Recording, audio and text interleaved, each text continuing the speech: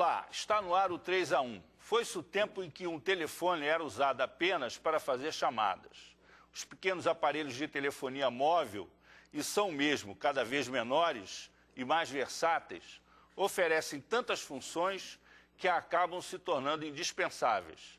Mas será que o uso desses artefatos tecnológicos pode causar dependência? E o que é pior, um isolamento social? Para debater o tema, temos esta noite 3 convidados. O psiquiatra Jairo Werner, o estudioso em comunicação e tecnologia Aristides Alonso e o sociólogo Fernando Lima Neto. Antes de começarmos a ouvi-los, vamos ver uma reportagem sobre o tema. No Brasil, o número de linhas de telefonia móvel há muito já superou o número de habitantes. Com os aparelhinhos, é possível tirar fotos, ouvir música e principalmente se conectar à internet. Com isso, estamos cada vez mais conectados, pelo menos virtualmente falando. O problema é que essa sensação de que estamos próximos aos outros tem provocado um sintoma preocupante: o isolamento social. Essa dependência tecnológica tem até nome: tecnose, e pode ser muito semelhante à dependência causada pelo álcool ou pelas drogas. As características dessa nova patologia são o tempo que a pessoa gasta em frente ao computador ou outro gadget qualquer, o isolamento do ambiente social e a desatenção em relação às atividades profissionais, acadêmicas e pessoais. Será que esse é um caminho sem volta? Professor Aristides, o uso do celular de uma maneira, vamos dizer assim, ampla, geral e restrita, quer dizer, para praticamente tudo que as pessoas precisam fazer no dia a dia, que podem fazer de forma remota, vicia, isso está se tornando um mau hábito social? Qual a sua opinião sobre isso? O que me parece, algumas vezes, que essa questão do que estão chamando genericamente de vício tecnológico ou coisas parecidas, né, é que a questão é um pouco mal colocada. O que eu entendo por isso? Me parece que quer se atribuir a essas novas tecnologias alguma coisa assim muito mais maléfica do que de fato elas são. As tecnologias são básicas na existência humana. Elas sempre existiram. Aliás, esta espécie é uma espécie cuja mente é produtora de tecnologia. Ela secreta tecnologia, ela extravasa tecnologia o tempo todo. Desde a domesticação do fogo, essa espécie vem produzindo tecnologia. Porque nós pensamos, ou temos o mau hábito linguístico de supor que tecnologia são apenas os gadgets, as máquinas, os celulares. E tecnologia é toda a produção da espécie.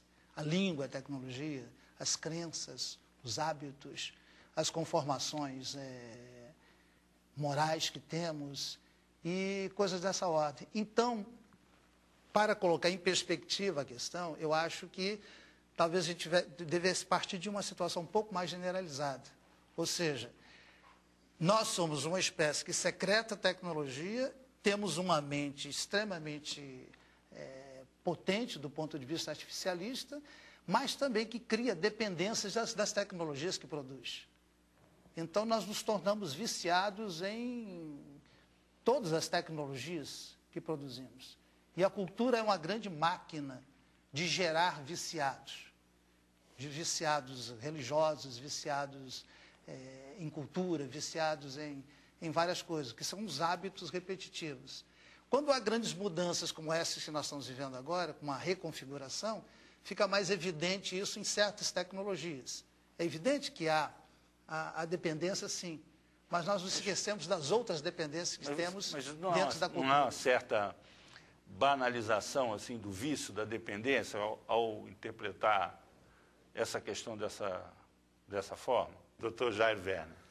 Bom, eu acho que nós estamos ainda aprendendo, né, sobre essas novas tecnologias, sobre o impacto que elas têm, não só na cultura, nas relações, mas também no psiquismo humano, né? Quer dizer, nós sabemos que o ser humano ele é extremamente criativo, né? Ele precisa realmente de ter, né, novas formas de se relacionar com a natureza, se relacionar com os outros homens. Agora, nós não podemos esquecer um ensinamento muito básico, que eu acho que vem dos antigos, que está relacionado às virtudes, à temperança, né? Eu acho que a questão que nós ainda precisamos desenvolver é o controle, o autocontrole e o controle social das novas tecnologias. Lógico que a internet, por exemplo, que é uma dessas tecnologias, é inevitável. Só para complementar a pergunta aqui, para botar mais lenha nessa fogueira.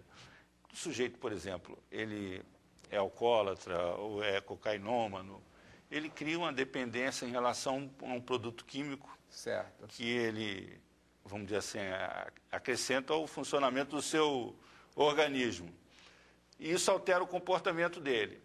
Um celular com todas essas possibilidades que ele tem hoje é um complemento do cérebro. Quer dizer, a pessoa passa a funcionar com um equipamento complementar. Até que ponto isso pode ser caracterizado como uma, vamos dizer assim, como uma dependência, um vício, se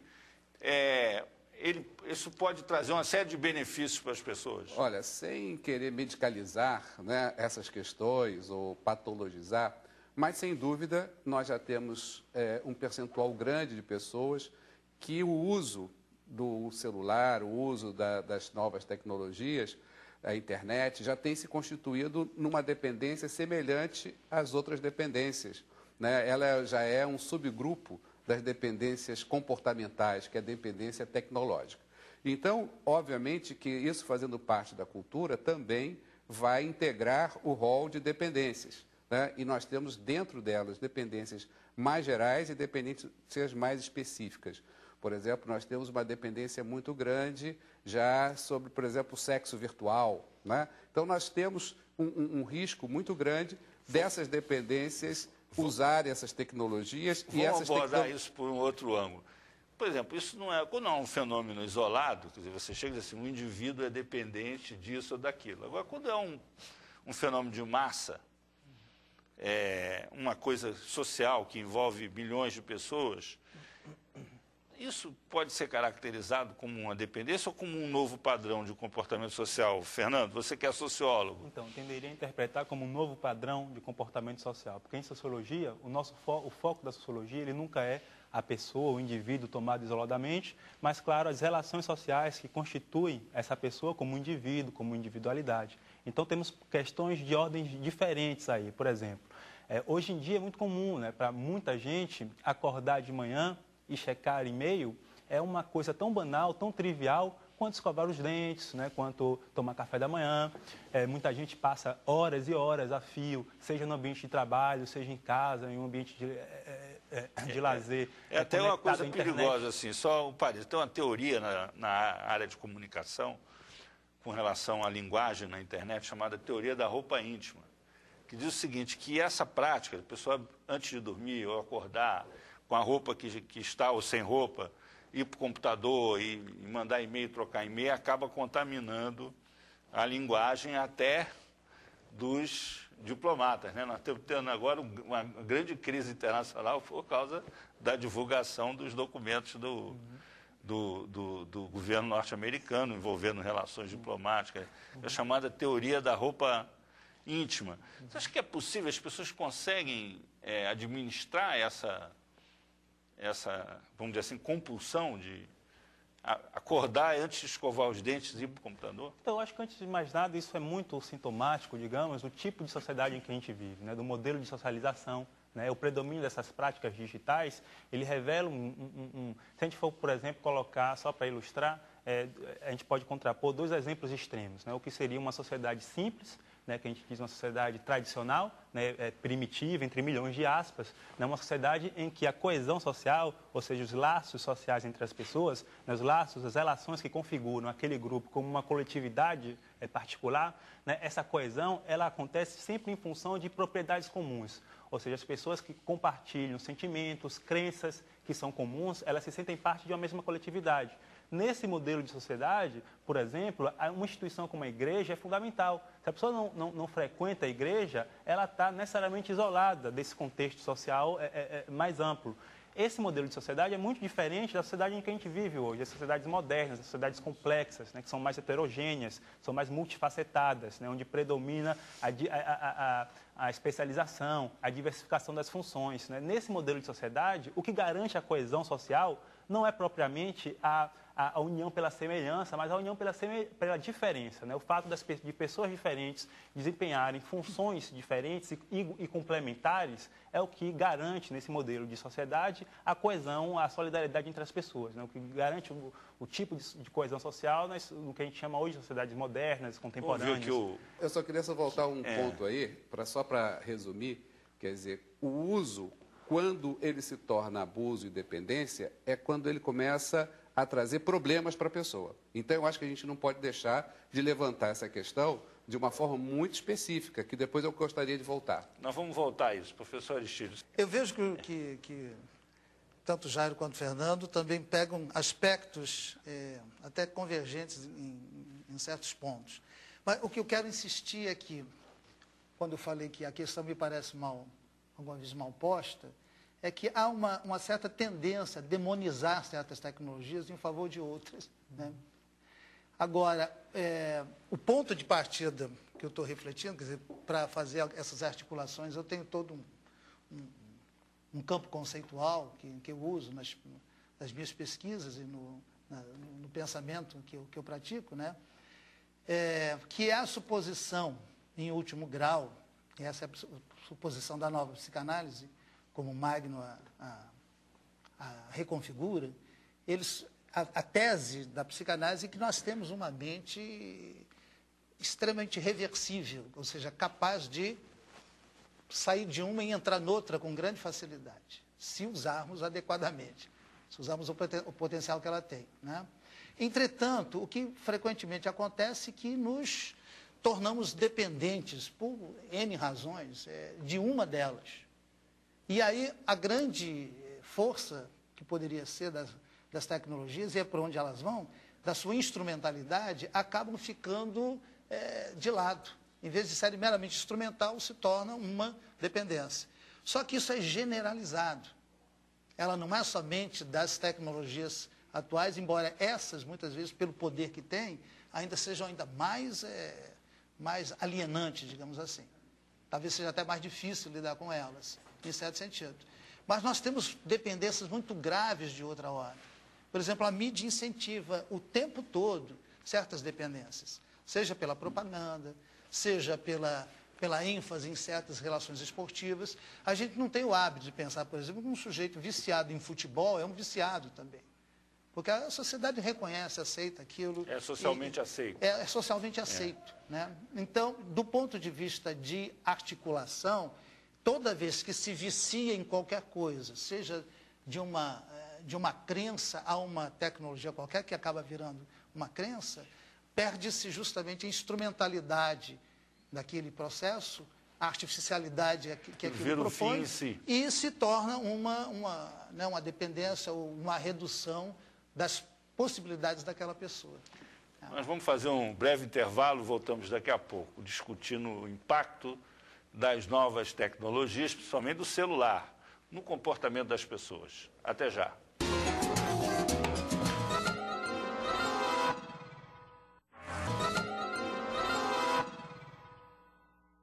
Estamos de volta com 3-1 aqui na TV Brasil. Hoje o nosso debate é sobre a dependência cada vez maior das pessoas por tablets, celulares e o risco de isolamento social. Estão conosco Jairo Werner, psiquiatra e professor da Universidade Federal Fluminense e da Universidade Federal do Rio de Janeiro, o professor Aristídes Alonso, que tem pós-doutorado em comunicação e é especialista em tecnologia, além de Fernando Lima Neto, sociólogo e professor da PUC do Rio de Janeiro. Nós vamos iniciar esse segundo bloco com uma pergunta de telespectador. As propagandas vendem a imagem que devemos ficar conectados o tempo todo. Isso é mesmo necessário? Não, necessário não é. pessoa tem a possibilidade de suspender, né? Justamente essa forçação que eu estava falando de se tornar um dependente das tecnologias é no sentido mesmo de criar figuras cada vez mais automatizadas no uso desses mecanismos. Eu estou citando também o fato de que somos viciados em muitas outras coisas. E isso é uma pressão que a cultura exerce o tempo todo sobre nós. Mas nós temos competência mental para lidar com isso. Nós poderíamos, por exemplo, ser mais suspensivos, conseguíamos fazer um uso mais inteligente dessas tecnologias e não necessariamente um uso tão viciado delas. Doutor Jairo, o que uma pessoa pode fazer para resistir a essa sedução? Eu acho que é desenvolver o autocontrole, né? Eu acho que nós, principalmente aquelas pessoas que estão perdendo o humor, que estão perdendo determinadas relações, que já se constitui um problema o uso, né? Que eu acho que nós temos o uso, o abuso e a dependência. Né? O abuso é quando aquilo já traz algum problema para a pessoa. E a dependência é quando a pessoa já tem até síndrome de abstinência. Então, nesse sentido, a gente pode fazer uma comparação com as outras dependências. Então, o que nós temos que fazer? É ter o nosso tempo máximo, é ter o nosso, vamos dizer assim, a nossa seleção de determinado tipo de material. Nós não podemos ficar totalmente, vamos dizer assim, sem um desenvolvimento de um autocontrole, de uma autorregulação. Quem perde isso, em qualquer situação, mas nessa agora, que como a gente viu aí no telespectador, né, aquela pergunta, já está sendo pressionado a um uso, quer dizer, se ele não tiver salvaguarda, se ele não tiver um autocontrole, uma preocupação, não banalizar, achar que é normal, né? Em vez de ir dormir com a mulher, ficar vendo sites eróticos na televisão, quer dizer, se ele não tiver essa disciplina, uma coisa que é um uso positivo se torna um uso negativo. Então, esse alerta nós temos que ter. Existe já algumas formas de você saber que isso está te trazendo um problema. Recentemente, uma universidade americana proibiu o uso de computadores, de celular, durante 3 dias, para ver o que ia acontecer. E teve, inclusive, casos de crise de abstinência. Exatamente. Então, as pessoas alteram o humor, as pessoas ficam mais irritadas, começam a apresentar até compulsões de outros tipos, ou seja, isso já ultrapassou o limite do uso adequado. Então, Você o uso tem nocivo, casos assim de gente... Muitos casos. Que procura, né, o psiquiatra para... Hoje nós já temos uma busca, né, de tratamento, de orientação, seja os pais buscando para os filhos, né, sejam os próprios indivíduos já procurando, porque se sentem, de alguma forma, prejudicados por aquele uso, né? Quer dizer, não conseguem ficar, né, como você estava falando, um fim de semana, ficar 1 hora, sair de casa sem esqueceu qualquer desses recursos tecnológicos, já tem que voltar para casa, senão não consegue mais funcionar normalmente. Então, essa dificuldade, né, de você ter um controle sobre esse uso já constitui um problema. E pode gerar realmente uma dependência que vai exigir, inclusive, cuidados médicos, né? Nós já temos hoje essa nova modalidade, inclusive entrando nos manuais de diagnósticos classificatórios, e temos, por exemplo, na China, 10 milhões de adolescentes com problemas de uso muito pesado da internet, comprometendo a vida dele de uma forma mais, vamos dizer assim, mais ampla, né? Então, nós temos que tomar muito cuidado para que o uso de uma tecnologia que é fantástica, ela não se torne também um problema, não cause um problema, ou aquelas pessoas que já têm um problema se apropriem dela e aquilo ajude, inclusive, a prejudicá-la nesse sentido, né? Então, eu acho que nós temos que saber, como já falaram aí o Aristídio, o Fernando, que nada tem um único uso, né? Quer dizer, nós podemos ter um bom uso e um mau uso, mas, principalmente, do ponto de vista psíquico, nós nos preocupamos com a produção de problemas psicológicos ou a ampliação de certos problemas. Por exemplo, uma pessoa que tem muita dificuldade de relacionamento,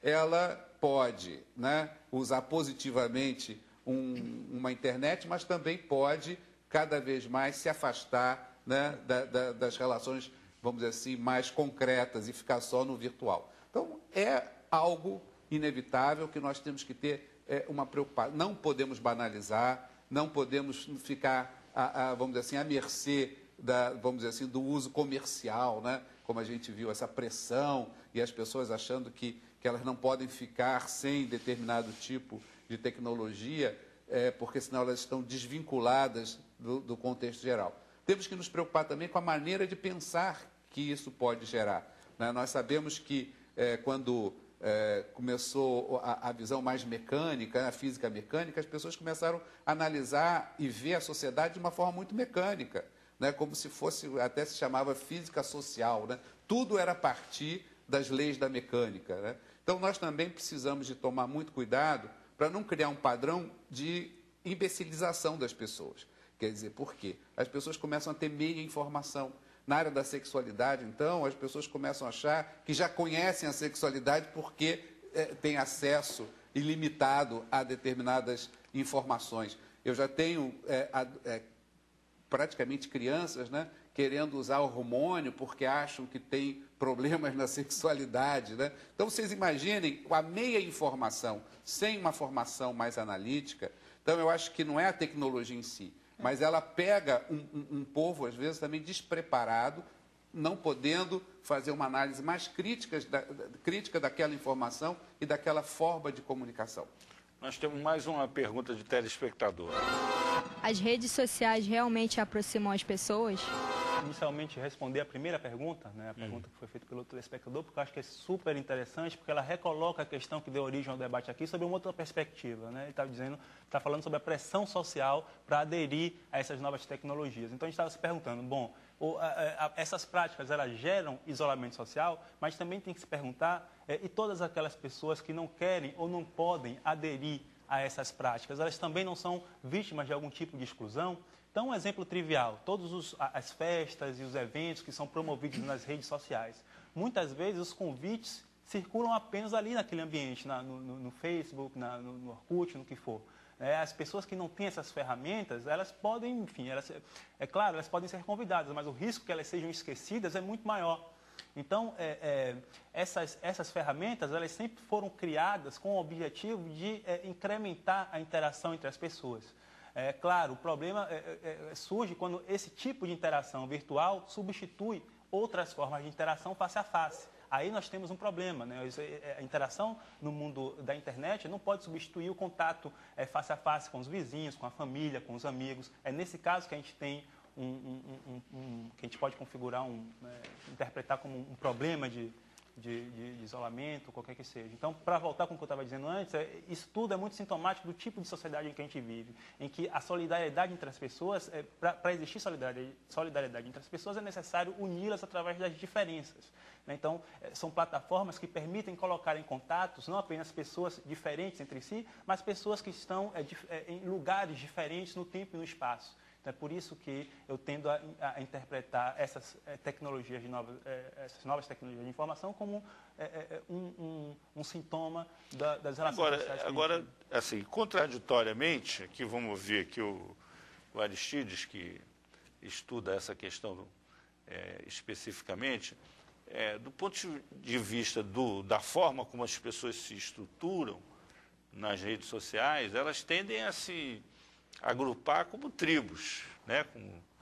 Como pessoas que se aproximam por afinidade, não necessariamente por origem de classe ou por relações de parentesco. São afinidades, de maneira que, se a gente fosse usar a teoria dos conjuntos, né? Você tem várias interseções da qual as pessoas participam com grupos distintos. Então, tem a turma do vôlei, o pessoal que gosta de pescar, quem joga xadrez, quem gosta do Flamengo, os parentes, e aí as pessoas vão interagindo e, de certa maneira, formando tribos, né? Participando, às vezes, de várias tribos. Como é que a gente pode caracterizar o isolamento de uma pessoa num universo assim tão amplo, embora também fragmentado? Tem o isolamento por um lado e tem a participação efetiva por outro, né? Porque é muito marcante o fato de que isso está numa rede. E mais do que teoria de conjunto, que tem fronteiras muito delimitadas, aquilo espraia para todos os lados. Então, é muito mais uma situação de participação em várias vertentes, o que parece mais com a gente. Uma pessoa não é de uma tribo só, né? É uma forçação muito grande querer que seja somente de um determinado grupo. Então, o fato daquela mesma pessoa, num grupo é uma coisa, participa de outro, participa de outro, e aquilo tem um vazamento muito grande. E a pessoa, então, pode, a partir daí, ter várias identidades? Tem várias identificações. Identificações, e não identidade. Qual seria a diferença entre a identidade uma identificação e a identidade? Aí eu estou usando a ideia da nova psicanálise de pessoa, né? Quer dizer, a identidade é o que te constitui originariamente. A sua base, a sua competência de último grau de poder, por exemplo, artificializar qualquer coisa. Quando se fica numa determinada limitação qualquer, nós estamos nos reduzindo às identificações. Estamos sendo menores que a nossa identidade. É uma espécie assim de decadência dentro do campo das possibilidades que temos. Porque uma pessoa é uma máquina de fazer infinitudes. É uma máquina de produzir incessantemente novas possibilidades. Então, toda limitação, todo fechamento é uma redução das possibilidades que uma pessoa tem. Portanto, quanto menos grupos, digamos assim, ou menos participações, mais reduzida ela fica. E aí nós ficamos um pouco mais parecidos com outras formas de vida, digamos assim, mais simples do que a nossa. Ou seja, nós sofremos uma espécie de neoanimalização. Nós ficamos como se fosse um animal da cultura, como determinado para polemizar com isso aí. Padrão fixado. Para polemizar com isso, é mais ou menos conhecido já o fato de que a gente vive numa sociedade em que o sujeito moderno ele foi desconstruído, né? Você tem, assim, para exemplificar, você tem o sujeito iluminista, que eu penso, logo existo, quer dizer, o cara que, pela razão, se posiciona e decide, resolve tudo. Então, o sujeito moderno, que é o sujeito que interage, o sujeito da sociedade industrial, estratificado em classe e tal, isso foi desconstruído. Completamente. Né? Isso não existe mais, por várias razões, pelo feminismo, até porque não existe mesmo, pelos movimentos de gênero, pela crise do Estado-nação, etc. Até que ponto as redes sociais, a internet, estão permitindo que esse sujeito desconstruído, que é um sujeito da década de 1990, né, nos anos 2000, ele consiga se reconstituir? É muito interessante essa questão, porque a gente pode tomar ela pela questão do imigrante, né? Se a gente pensar o que era o imigrante, o que era a vida do imigrante há 30 anos atrás e o que é a vida do imigrante hoje. Porque essas ferramentas que a gente está discutindo aqui, elas mexem com elas alteram as nossas concepções de tempo e espaço, né, que são concepções básicas do entendimento humano. Então, o modo de ordenarmos as relações sociais dentro do tempo e do espaço, há 30 anos atrás e hoje, não é mais o mesmo. O imigrante que sai do Brasil, hoje em dia, ele tem muito mais facilidade em manter um contato cotidiano com a sua cultura e país de origem do que há 30 anos atrás. Há 30 anos atrás, ele podia, talvez, se comunicar pelo correio postal, né, ou então por contato telefônico, que era altamente dispendioso. Então, isso muda toda a vivência, a experiência dessa pessoa, a construção da sua identidade enquanto imigrante. Né? Então, os filhos, né, dos imigrantes também, eles têm possibilidade de teclar em chat com seus primos, manter a prática polemizar, por exemplo, língua. A tendência do imigrante num país, por exemplo, como a Inglaterra, a França, mesmo nos Estados Unidos, ou ele era completamente assimilado, rejeitava a sua nacionalidade de origem, ou ele era, vamos dizer assim, um sujeito chauvinista que não conseguia se adaptar àquela sociedade, vivia no gueto e tal. E você acha que a outra alternativa seria a tradução, seria ele preservar a sua identidade e, ao mesmo tempo, se integrar à sociedade que ele vive. No Brasil, a característica do Brasil um pouco é essa, quer dizer, as pessoas conseguiram se traduzir. Então, quem tem origem italiana e brasileiro preserva a sua origem, japonês, judeu, o europeu de um modo geral, até os nossos indígenas estão conseguindo se traduzir. Até que ponto a internet joga um papel fundamental nisso? Nessa forma de tradução. Quer dizer, o sujeito conseguir se integrar a uma sociedade que não é a dele de origem, manter a sua identidade de origem, seus laços familiares, sua cultura. Até que ponto isso é uma solução para esse problema? Porque esse problema na Europa estava levando as pessoas a se matarem. E em alguns lugares ainda leva. Na África leva as pessoas a se matarem. Em todas as épocas, né? Em todas elas. Até que ponto isso pode interferir na própria socialização permitir que as pessoas tenham mais capacidade de se traduzir, de preservar a sua identidade e se integrar à sociedade? Olha, como eu estava dizendo antes, é muito mais fácil para um imigrante hoje acompanhar, né, o que se passa no país de origem dele através da internet, do MSN, ele pode ligar para as pessoas, do Skype. Então, nesse sentido, é mais fácil para ele reconstruir essa identidade originária que, de outro modo, dificilmente poderia acontecer, né, em outras situações. Por exemplo, vamos inverter a situação. Hoje nós estamos vivendo... o Brasil viveu uma grande diáspora, né? Muita gente saiu na década de 80, de 1980, para o exterior busca de emprego, né? Então, no mundo inteiro, em alguns países mais do que os outros, Estados Unidos, na Europa, no Japão, e agora as pessoas estão voltando. As pessoas estão voltando porque, por causa da crise mundial, as pessoas estão voltando. Os parentes recebem e tal, mas a vida das pessoas mudou. Até que ponto essa coisa pode, de certa maneira, ser amenizada ou suavizada pelas redes sociais? Professor Aristide, alguém conhece algum caso assim de gente que viveu muito tempo no exterior e voltou recentemente? Como é que é esse reencontro? É justamente a possibilidade que essas tecnologias estão dando de conexão planetária, né? E essas fronteiras que eram restritas há um tempo atrás, elas se tornaram muito facilitadas. Não faz muita diferença que você esteja aqui ou esteja nos Estados Unidos.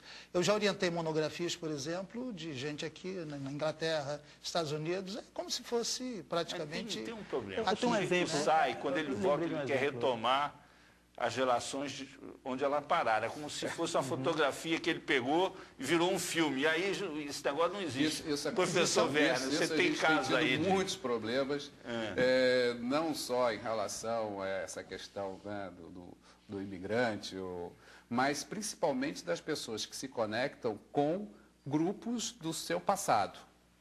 Então, tem aquele amor adolescente, tem aquela reencontro, né, que as pessoas acham que o tempo não passou e elas querem, de alguma forma, continuar ou reviver aquela situação, né? Nós temos vários casos, inclusive, de separação, né? Porque as pessoas, ao mesmo tempo que é bom você rever, reencontrar, mas você também tem ainda um emocional muito adolescente, né?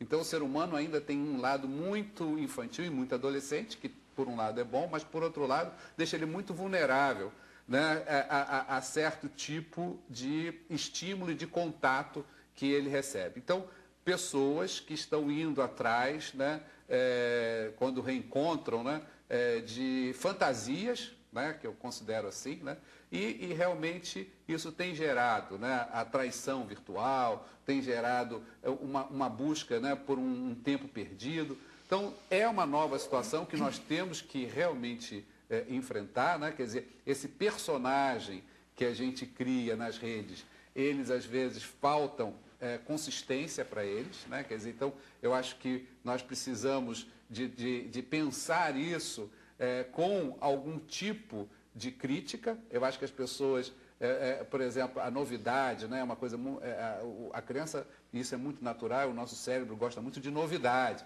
Mas nós temos que ter também a possibilidade de uma análise mais crítica até da nossa própria trajetória nessas redes. Então, eu tenho essa, vamos dizer assim, essa impressão que muitas pessoas estão indo de uma forma muito fantasiosa, né? Buscando coisas que não estão conseguindo ter na vida, vamos dizer assim, atual, mas de uma maneira que realmente faz com que elas se desconectem do possível para tentar, né, algo que não tem a mínima possibilidade, na maioria dos casos, claro, né, de ser um processo emocionalmente gratificante. Então, temos que tomar muito cuidado, todas essas possibilidades existem.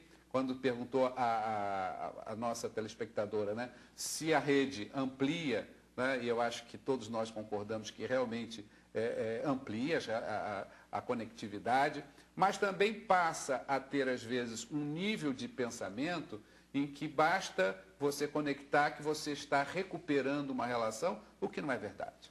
Vamos fazer um intervalo, voltamos daqui a pouco com o 3-1. Até já.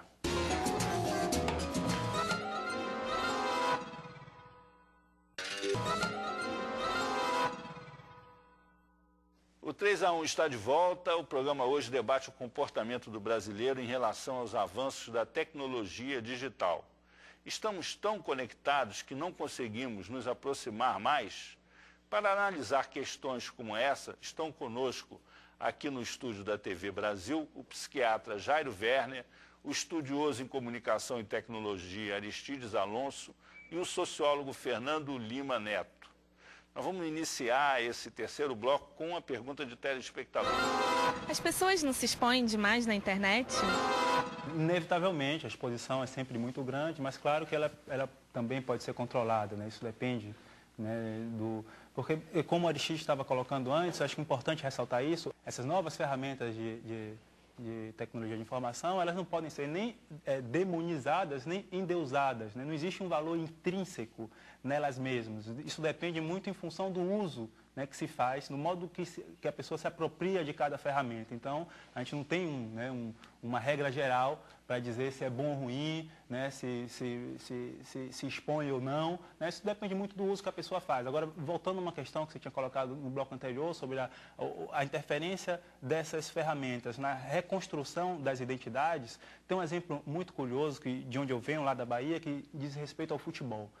Até pouco tempo atrás, até 30 anos atrás, no sul da Bahia, as rádios que chegavam lá eram basicamente as rádios do sudeste do país. Então, a maioria dos torcedores, né, de futebol no sul, em Ilhéus, no sul da Bahia, eram torcedores dos times do Rio e de São Paulo, né, invariavelmente. As rádios de Salvador não chegavam lá. Hoje em dia, você tem uma nova geração de torcedores dos times locais, de Bahia e Vitória, justamente em função, né,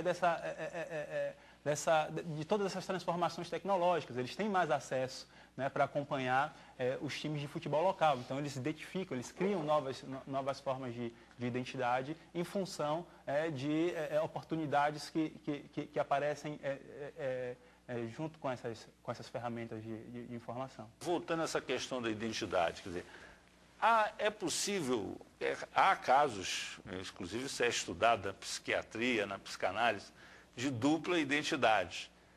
Nas redes sociais, as pessoas às vezes adquirem múltiplas identidades. Até que ponto vamos dizer assim, essa representação na rede pode ser uma forma de mentira, de fuga da vida real? Eu acho que é o contrário. Essas tecnologias permitiram que uma série de grandes repressões e recalcamentos que havia nas sociedades anteriores pudessem vazar. Porque é justamente o entendimento que se tem da ideia de pessoa que a nova psicanálise propõe.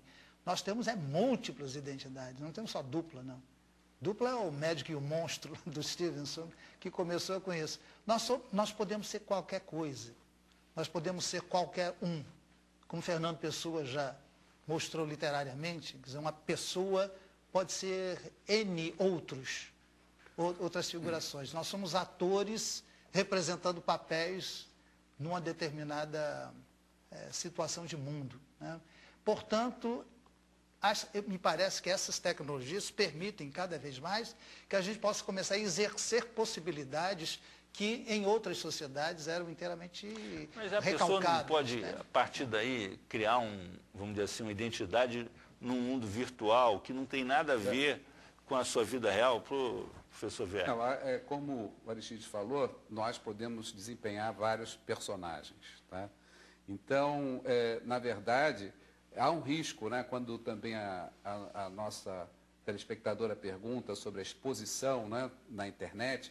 Eu acho que tanto as pessoas se expõem, como elas também são expostas a muitas ideias, inclusive para construir personagens. Né? Quer dizer, eu acho que isso é um risco muito grande em alguns aspectos. Não tem só um lado positivo, mas tem um lado negativo. Né? Nós sabemos que certos tipos de personalidades, né, criam personagens completamente inadequadas. Né? Imagina aspectos ligados a terrorismo, a visão fascista, a visão neonazista, enfim. Nós também temos jovens, e eu trabalho muito com jovens, né, que começam a criar, né, um tipo de personagem, né, um tipo de identidade com situações extremamente perigosas. Né? Quer dizer, então, essa exposição também é mão dupla. Né? A pessoa se expõe, né? Mas a pessoa também fica muito exposta. Hoje, quem é que, vamos dizer assim, que forma opinião? Né?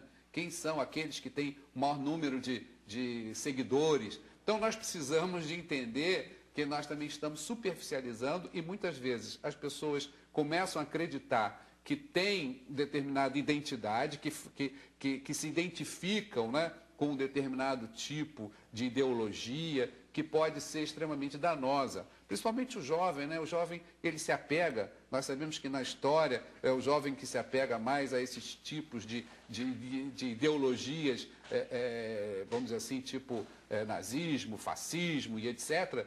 E nós sabemos que hoje, né, o acesso a determinados grupos, como nós temos visto aí a questão das torcidas organizadas, vocês imaginem... Jairo, não foi né? sempre assim. Né? Mas eu acho que o poder de combinar, olha, vamos estar em tal lugar assim, quer dizer, eu acho que potencializa, né? Concordo que nós tenhamos já muitos aspectos que sempre foram assim, mas a potencialização e as pessoas começarem a achar que podem exercer, né?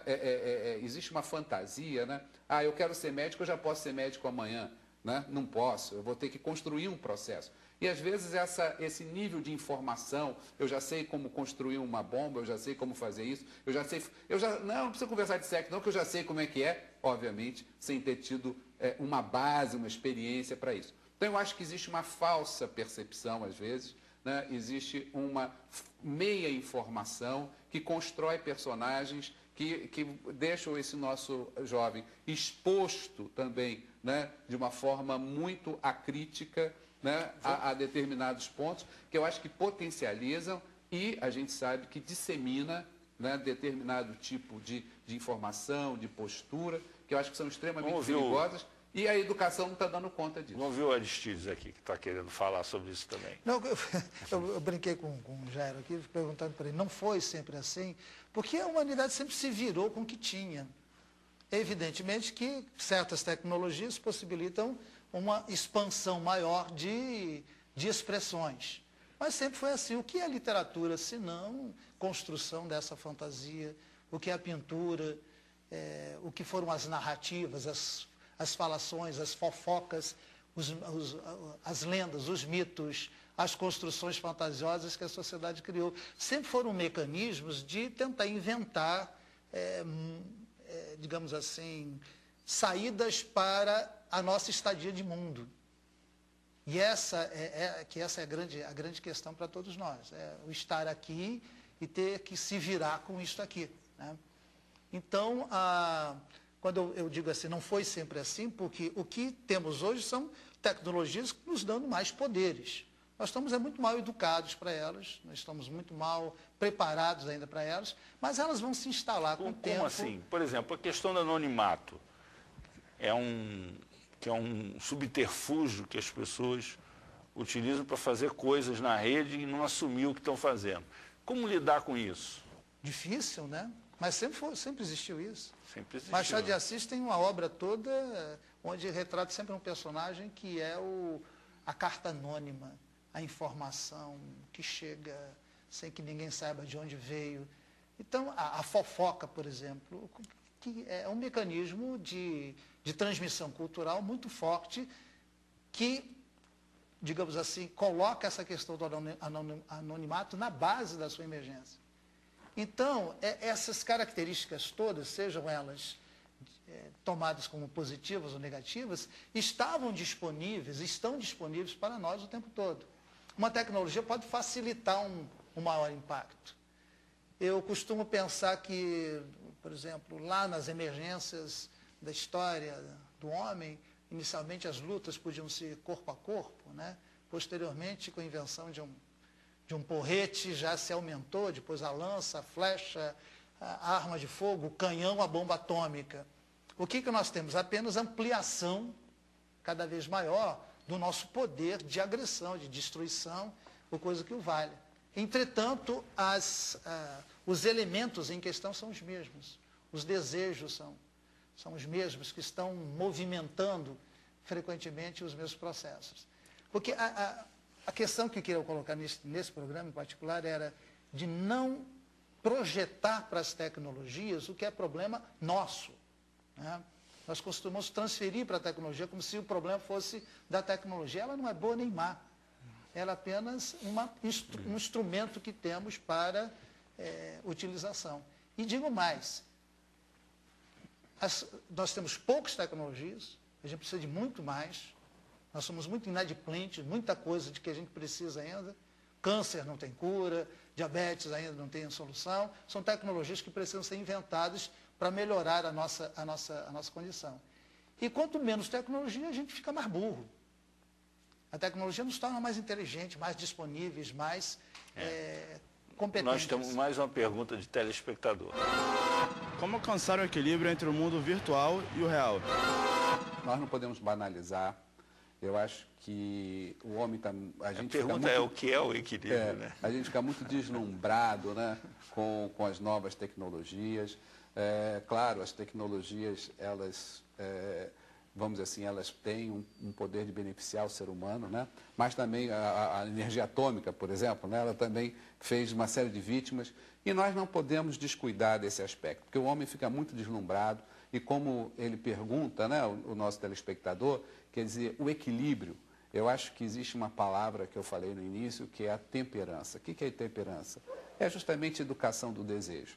E essas tecnologias, elas podem criar uma falsa impressão de que o desejo pode ser imediato, que as coisas não precisam de serem construídas. Então, eu acho que a defesa é essa. Você precisa de entender que nós temos que desenvolver o autocontrole, né? Quer dizer, nós temos que ficar vigilantes, né? Não adianta a gente usar de uma forma inadequada essas tecnologias. Fernando, e você acha que esse equilíbrio ele virá da coerção social ou do autocontrole?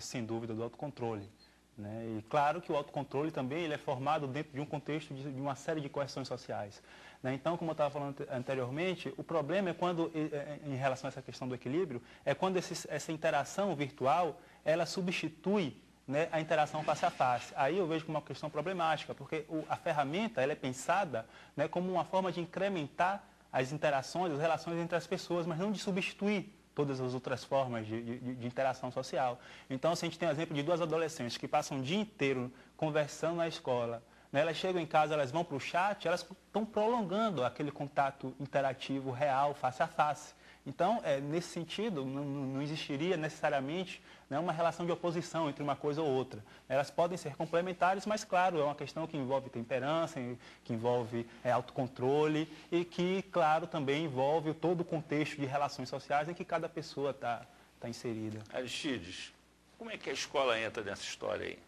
Você que é um educador, onde é que a escola pode ir? A escola seria um local apropriado para treinamento desses processos. Até porque a escola iluminista, essa que faleceu recentemente, e nós não temos substituto dela... não tem nada no lugar ainda. Não tem ainda. no lugar, né? A escola iluminista treinava para isso. Era aquele modelo de disciplina, de escrita, de caligrafia, os treinos que a escola Começo, dava meio e fim, que não era no existe na sentido, por internet. exemplo, de não falar, de poder controlar, etc. e tal. Quer dizer, o que se faz necessário é pensar para valer novas pedagogias ou uma mega pedagogia para essa nova realidade, porque aquela anterior já não serve mais. Essa nova, nós estamos sendo atropelados por ela, a maior parte de... Mas os professores são pré-novas tecnologias. Todos, né? Ou a maior parte. As crianças são muito que mais aptas os alunos para... chegam mais avançados tecnologicamente do que os professores, e a escola não está aparelhada para essa situação. Mas não é tanto aparelhada, digamos assim, espacialmente só, não está aparelhada como concepção de ensino, de educação. É necessário pensar uma nova educação, uma nova escola, onde essas coisas começam a se reincorporar e onde a gente comece a praticar, de alguma maneira, pelo menos uma coisa que podemos chamar de juízo, né? Nós vamos ter que encerrar. Eu vou tentar encerrar, porque essa coisa ficou no ar, dar um outro programa. A verdade é que a informação ela é muito mais acessível do que era antes, mas as pessoas precisam se preparar mais para lidar com isso, né? Nós vamos ter que encerrar. Nós agradecemos a participação do psiquiatra Jairo Werner, do professor Aristídio Alonso e do sociólogo Fernando Lima Neto. Até a próxima quarta-feira com mais um 3 a 1 na TV Brasil.